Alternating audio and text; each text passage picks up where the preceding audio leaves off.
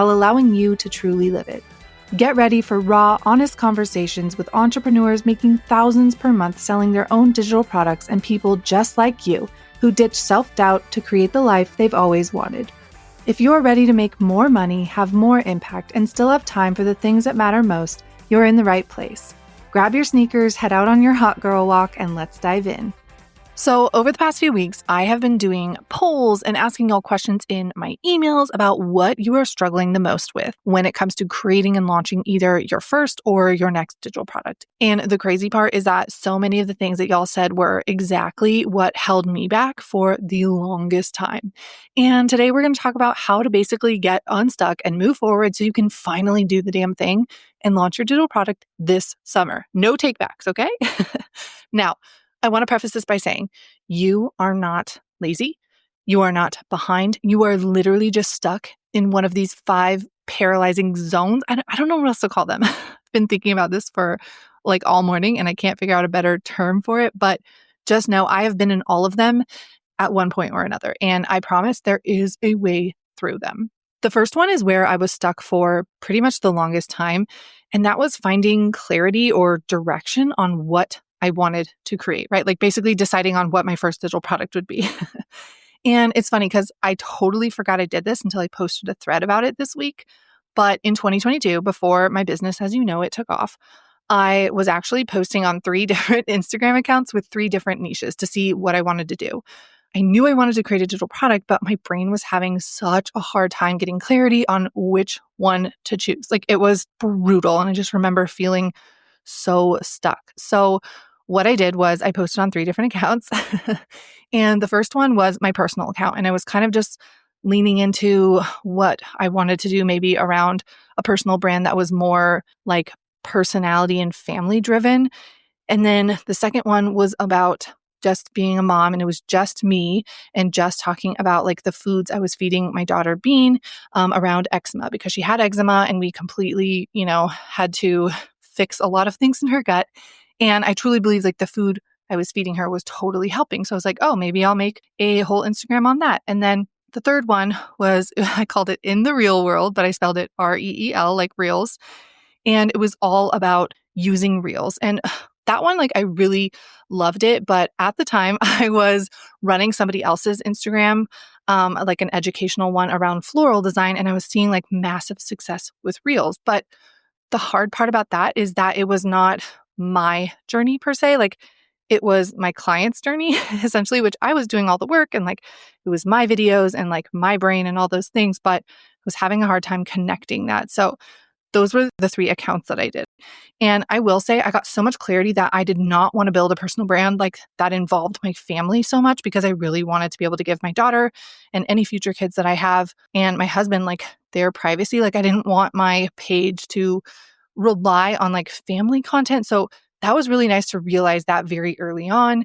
And then I also realized like I loved teaching about content and content creation. And obviously, if you know my story, you know that I ended up starting this business around UGC, was again around content, but like way more specific than reels and also way more related to my journey and my story. So I loved being able to kind of test out all 3 things, see what I liked, what I didn't like, and then move forward.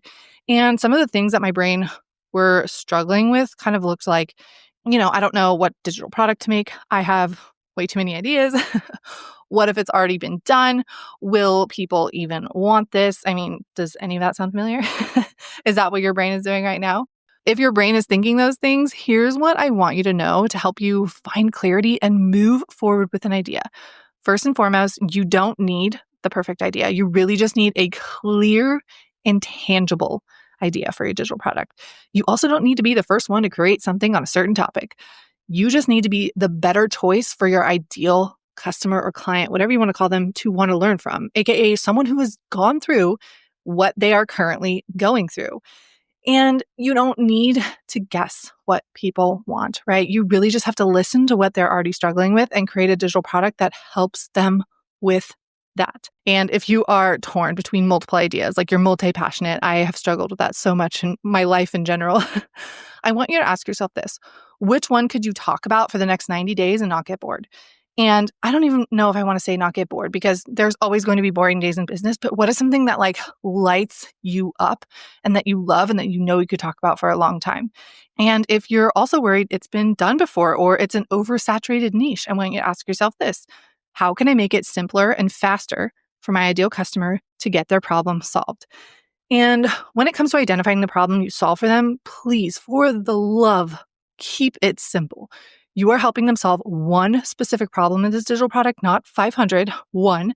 That's it. Do not overthink it.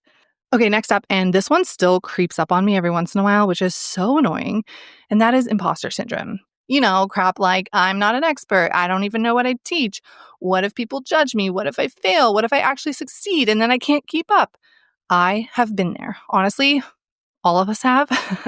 This is just part of what it feels like to start something new. And every single entrepreneur out there has felt these things. And if they say they haven't, they're probably lying to you. But here's the deal: you don't need to be the best at something to sell a digital product around it. You just need to be a few steps ahead of the person you are helping and have a passion for it. I'm like a firm believer that whatever it is that you're selling, you have to be passionate about it if you want longevity inside of your business, right? You are selling your way of doing things that actually work. And that's what people want. They want to learn from someone who has been where they are right now. And you know what? Yeah, that girl from Instagram who watches all your content and never engages, she might judge you. Who cares? You might even have some flops while you're figuring all this out. But I want you to think of this. What if you don't? What if the thing you're scared to put out there is exactly what somebody needs from you right now? What if it's the start of something so much bigger than you ever expected? We all have our own unique experiences that are worth sharing and that can help someone else so much. And you deserve to put that out into the world. Next up, time and energy to actually do the damn thing. Or should I say lack thereof, honestly. But this was one that was especially hard for me when I was a mom. I mean, when I launched my first digital product in, the summer of 2022, my daughter had just turned 2. My husband was healing from his strokes, and I felt so overwhelmed. And that's when I realized I was kind of focusing on the wrong things and trying to do everything at once. Now, what do I mean by that? Focusing on the wrong things. I literally was obsessed with what my brand colors would be and my fonts. And I actually did a thread about this week. And it's all about like how the way you make people feel and like the connection that you have with them is so much more important than like your brand colors and your fonts. And I kid you not, I probably spent like a month or two just like trying to decide like, what's my color going to be? What are my fonts going to be? Like, this has to like represent me.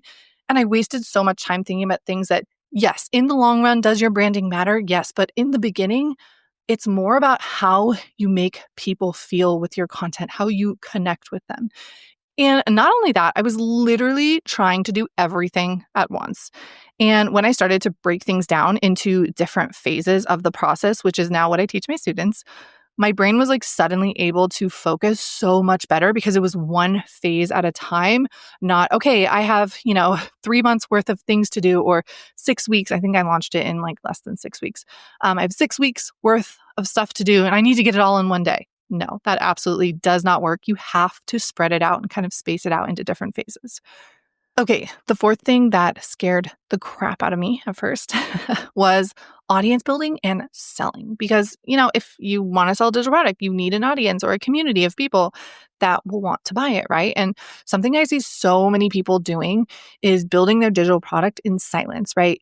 You spend all this time creating the product and then you go to sell it and it's crickets because nobody knows who you are or why you can help them. So here's what I do instead and what I teach my students to do now. I literally start selling the offer before it's even been created. Now, what do I mean by that? That is called priming. This is one of my favorite phases in this whole journey of creating and launching something, is literally priming my audience by taking them along for the ride, asking questions as I build it, allowing them to help me build the offer as I create it so that when I go to launch it, they know what's included. They know what's in this offer. They see the sales page and they're like, oh my God, yes, this is exactly what I need because you've been building it based off of their experiences and what they need help with. Okay, the last zone, which still feels so weird to say, but I couldn't think of a better way to describe it.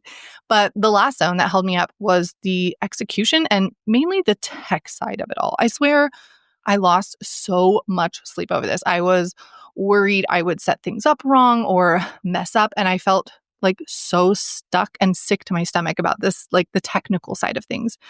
And then I'll never forget this day. I found Stand Store. And like I said, I vividly remember seeing it. I saw someone using a Stand Store on TikTok and finally feeling like, okay, like this is simple enough for me to do. My brain can handle this. Now, if you don't know what a Stand Store is, it's basically I don't know how to describe it, a juiced up link in bio, but you can sell your digital products directly from it. So you don't need this whole website. You don't need a Shopify. You don't need like all these huge programs that take so long to set up. Like you could probably set your Stand Store up in 30 minutes. And now it takes me maybe 10 minutes to create a product. Obviously, my sales page is already done. I'm just plugging it all in, but I'm obsessed with Stan, and I truly believe they are the best platform out there for beginners when it comes to selling digital products. And another thing is that I also chose a PDF as my first digital product because with a PDF, if you want to add something to it down the line, you can. And your students who previously purchased it will have immediate access to it. I mean, that's the way I teach it at least. So that allowed me to stop overthinking, launch my digital product, and then as I got feedback, I could make updates so easily to it.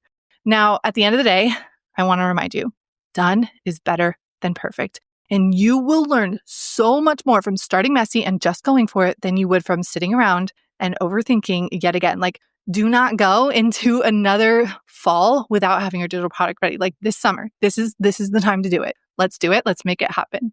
So if you are someone that has been stuck, paralyzed in your decision making, overwhelmed, second guessing, or absolutely spiraling, as we like to do, I want this to be your sign that the only way to actually get clarity is by taking action. I'm going to say that again. The only way to get clarity is by taking action. You will never feel 100% confident before you start. That's just not how it works. Your confidence comes from doing the damn thing, from helping one person and getting that first DM from them saying how you changed their life. So this podcast episode, this is your permission to stop waiting for everything to be perfect. Just start, pick your idea, and learn as you go. And if you need help with that first step, there's a little hidden freebie for you in the show notes. I'm like grinning ear to ear. I'm so excited for this. I've never done this before, and I'm out of my mind excited for it. I love you, mean it. And let's head into part 2 of this week's podcast episode. Welcome to our first Rich Girls session, where I bring on experts for the second half of a podcast show, and we get to spend 10 to 15 minutes learning actionable and tangible ways to run our business, make more sales, and work less so we can enjoy this beautiful life we are building outside of our business. Today, we have Rheanna, who helps health-challenged entrepreneurs, so she totally understands finding ways to work smarter, not harder. And we are going to dive into the top 5 ways that she is basically intertwining things into her business that helps her work less. So, Rheanna, welcome to the show. I'm so excited to have you. Hi, thanks so much. I'm so excited to be here. Thanks for having me. Yeah, absolutely. So let's dive right in. I'd love to chat about these 5 things that really help you, I don't even know the right word, like work less or just like take advantage of tools and systems. I feel like, especially at the beginning of being an entrepreneur, we kind of just try things and run with it and throw spaghetti at the wall sometimes to try things. And I'm all for that. But I think that there are lots of ways that we can kind of take things off our plate so that we can enjoy our life, right? The reason we started this business. So I'd love to hear those from you. Yeah, I am all about low lift strategies, low lift marketing, low lift everything. My favorite low lift business tip. So the first one that I love is using other people's audiences. So just like what you and I are doing right now, like show up as a guest on somebody's podcast or guest in somebody's membership, using other people's audiences because you don't really have to do a lot of prep. It's not something that you have to spend hours making all of these marketing. Like they do the marketing for you. Yep. So you just show up, you chat. It's like the best thing ever. Absolutely. I actually did that very early on. Someone invited me to be on a podcast, like when I was my following was a lot smaller. Like it was very early on in this business. And I was like, my mind was blown at how much trust those people had in me because I was on that podcast. And it was just such an eye opener for me. Like, oh, like I can build trust with people through somebody else's audience that they already trust this person, right? So they already trust the podcast host and then you get to go on the show and be like, hey, I do XYZ. And now you have the trust of those people. So it's a great thing to use, especially before a launch. I feel like this is so Oh, underutilized, yeah. is getting on, like doing, I heard someone the other day say they were on a podcast tour and she's literally like being a guest on 10 different podcasts right before her launch to get more visibility. And I thought So that was smart. literally genius. Thank you, Threads. Whoever said that on Threads, I didn't catch the name. I thought it was so smart. Okay, number 2. I love that. Okay, number 2, using AI to supplement everything that is outside of your zone of genius. If it is not in your zone of genius, let AI handle it. And I know there's probably some people that are listening to this that are like, AI is crazy. Why would we use it? Like, there's so much controversy. Once you learn how to use it correctly and ethically, Yep. it is next level. And I talk a lot recently about custom chatbots because it's like having an employee that you've trained Yeah. to do a very specific high level task, and they're an expert at that. Yep. Custom, and you have one in your Yep. membership. I have one in my community and I'm obsessed with it. My community members are obsessed with it. And I was Yeah. one of those people that I wouldn't say I was like, I don't care if other people use AI. I mean, I don't really like the whole like create a persona as AI and that's your content. That's not my Yeah. favorite That's because I crazy. love personal brands. I love seeing people's faces. I love getting to know the person first and then buying from them. That's just what I teach too. But I will say I was scared about AI at first, like, oh my gosh, it feels like it's taking over.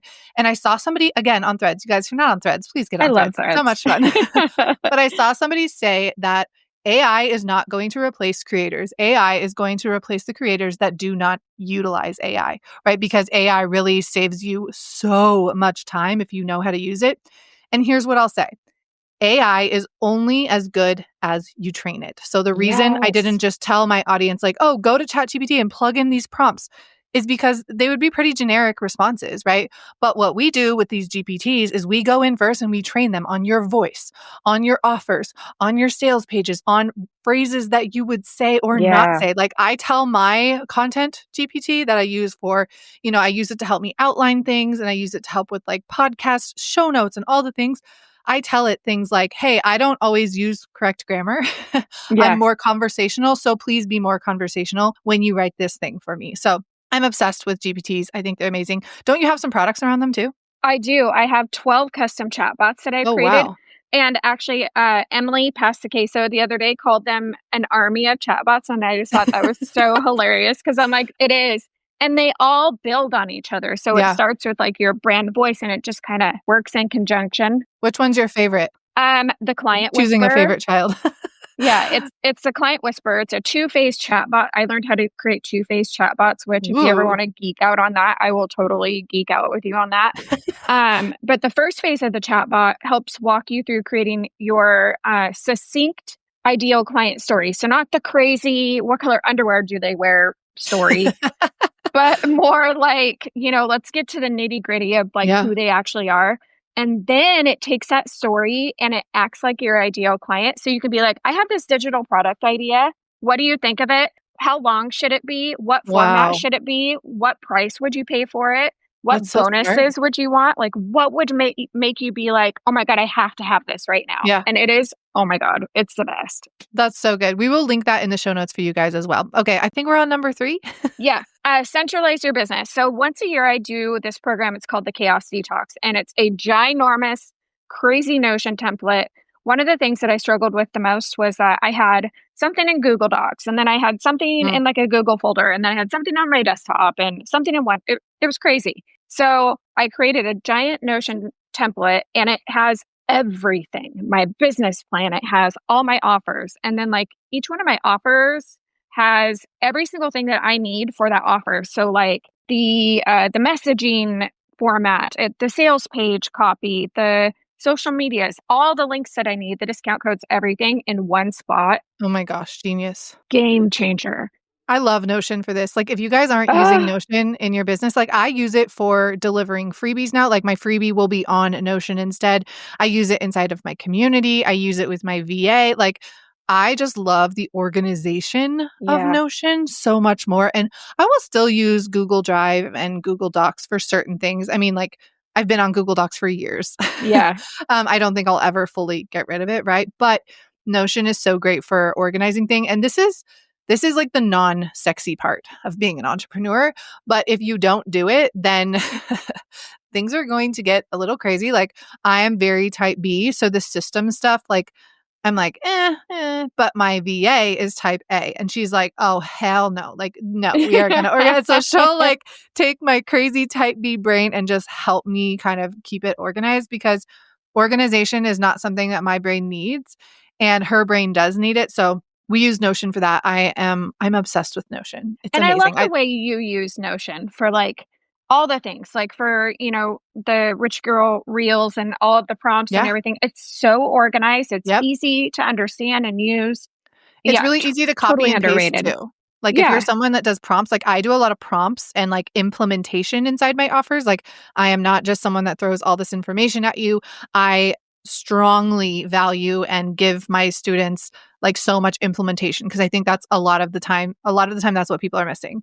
yeah, So Notion helps me to keep it so clean. Like for example, when I do a live training, the link that they get when they sign up is a link that says, here's the Zoom call. Like, this is where it's going to be. Here's the password, all that. And then after this same link is where the replay will go. And it's just so easy to like drop the video replay in there. They have that link already. yeah, I don't know. It's just like really streamlined so much for me in my business. So don't overlook that stuff. I do think like it's probably better to have that set up in the beginning, but if that's holding you yeah. back, just start your business, get things going, start bringing in sales, and then make sure you get on the organization. Because I know, like for me, I was like, well, if everything's not perfect, I can't start. And then one day I was like, you know what? Same It way. can't be like this. I'm just Why are gonna we like like this? barrel through. And now I've like organized things a little bit later on, which is fine. And it's totally fine. I mean, I'm, Yeah. 10 years into entrepreneurship, and I just finally created that giant Notion Yeah. dashboard last year. Yes. And Love it. now I teach it, and it's the best. Start small. It's Yeah. no big deal. You don't have to do it Exactly. all at once. Exactly. Do you have a link to that? Is that something that you sell or is it just something that you use? For the Chaos Yeah. Detox, I don't have the link up on my stand store, but I can give it to you so you can link it in the notes. Awesome. I run it in January every year because I feel like it Got it. just Got it. sets you up for the Yep. year for excellence. It's great. So true. Okay. Number 4. Let's see. Working on Oh, this is so overlooked. Perfect. One platform Yep. on social media, one offer, one messaging or marketing strategy at a time. Stop working on 900 things all at Yes. once. Oh It's my gosh. exhausting. It is, and it's confusing your audience. Like really, I really strongly believe that like starting off with one thing and then spending at least 90 days on that offer, on that level of messaging, seeing what the problem they have next so that you Yeah. can create that digital product next. But like give your product its day in the sun. I feel like right now people just feel this constant, like they see the high and the fun of launching because you do have a huge surge of sale usually with launching, Yeah. right? Like that's pretty common and it's so much fun to reach more people and have all this momentum. But at the end of the day, when you're done launching, I highly, highly recommend going into 90 days of just selling that product every day, narrowing in on your messaging, getting so clear, and kind of getting all the buyers that weren't the ones that bought during launch and being able to serve them throughout those 90 days. And I love what you said about the one platform too. I think people, they're like, oh, I need to be everywhere. You don't. Everywhere. You absolutely do not. I mean, for me, I started on TikTok. I'm not really there anymore. Sometimes I'll just post for fun, but like it's not, there's no strategy on my TikTok right now. But when I came to Instagram, I was like, okay, I'm going to spend a year and a half like perfecting Instagram. And not to say that it's perfect, but I know my strategy on Instagram. And then I added on, I don't remember if I added threads or my podcast first, but like I added on threads and then I added on a podcast or maybe it was swapped. I don't know. But it really helped kind of really being clear on who I was talking to and my strategy on that platform before moving on. What would you say is your main platform? Threads. And it's funny, Yeah. I do threads, and then basically I act the exact same on stories as I do on Mm. threads. But I haven't posted on Instagram like in reels or carousels or anything for a while, and I'm getting tons of traction and tons of Yeah. sales. There And you go. eventually I'll go back to Instagram, but I feel Yeah. like I'm just going to take my threads and repurpose Yeah. it to Yeah. Instagram. Threads is such an overlooked low lift platform. Like Oh, it is I don't know. Threads is just like a different world. I love it so much. And I use it a lot to like test content that I want to pull to Instagram or just test concepts or I don't know. It's way more conversational. So, I mean, that's so on brand for you to be like the low lift, like that is your main thing. And Yeah. I don't think people realize how amazing of a platform it is. So I actually have someone coming in, Emily, she mentioned her earlier of what is it? Pasta queso, right? Yeah. She's I love her selling on Threads, and she's gonna come do a training inside of my community on Threads. So I think it'll be this summer. I can't remember which month, but that'll be really fun. Okay, last thing. Tell us number 5. Content bank. Bank all of your content. And because we were just talking about threads, so what my favorite thing to do is I bank all of my threads content. And then I'm like, okay, how can I repurpose this? How can I expand this into an email? And then, I mean, you just end up keeping track of everything in Yeah, Notion or Airtable or wherever you want. But content banks, like I know people talk about it all the time, but until you actually do it, you don't yeah, realize how important it is for a low lift yep, strategy when you're yes. low on energy. Absolutely. And one thing I will say too that I tried with Threads is so I went into Threads and I had my VA. I was like, hey, anything that's like over 100 likes or maybe like has more than 50 comments, just kind of like knowing that it wasn't just like 5 people that resonated with it, right? Can you go in and copy and paste all that into like a Notion doc? So we copied all Yeah. those and then I took it to ChatGPT, my trained one, and I said, hey, these are all my best performing threads. Can you please create 20 to 30 additional threads that are pulling from this, but make them like word them differently and phrase it differently with the same concepts. And it did pretty good. Like obviously with AI, like I'd say 100% of the time I change it a little bit to make it Yeah. more sounding like me, but it did really good. But I hadn't even thought about taking a reel that performs well or the text of a thread or something, going to GPT and saying, hey, this performed really well as a thread. Can you turn it into an email? Or this performed really well as a reel. Can you Yeah. turn it into a 7-slide carousel? Like the world is your oyster, you guys, with It repurposing. is. I Take was advantage of it. I was when I did my epic fail of a workshop because of my Wi-Fi problems this last week, which oh my gosh. One of the gals that was on there, she's a podcaster and that's like one of her main things. Yeah. I took the script of her podcast episode and we turned it into like 27 different pieces of content. Oh my And that was gosh. one pass. Dude, So you could take that's those 27 wild. and turn them into another 20. I mean, Seriously. it's just absolutely insane what you can do. But if you're not documenting it, it's not Mm, doing you any good. yeah, Because you can say the absolutely. same thing 27 different times. Mackenzie, who I think you've had in the, Yeah. Yep. I just absolutely love her. And she says that all the time. Like you can say the same things over and over and over again. People might not see it. Maybe they do see Yeah. it, but maybe it's just a little bit tweaked enough to where Yeah. it's different. I mean, the amount of times the example she's using, her name is Mackenzie. She's like a storytelling expert. I love her. She's been in my training. She actually does weekly one talking head prompt per week for my community. Ugh, I I love love her, that. but she posts this one thing, like this one concept all the time where she says something like I post on socials as if I'm talking to my Facebook community, like a small Yes. group of community. The amount of times this girl has posted that concept, I read it every single time she posts it.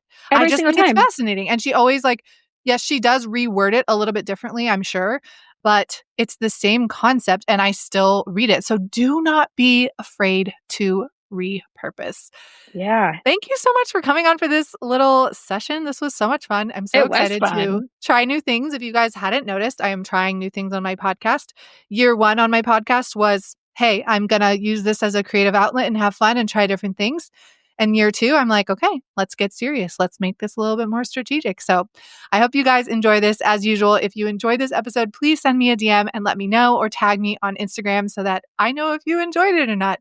Rheanna, thank you so much for coming on the show. And I will tag all of her information down below for you guys.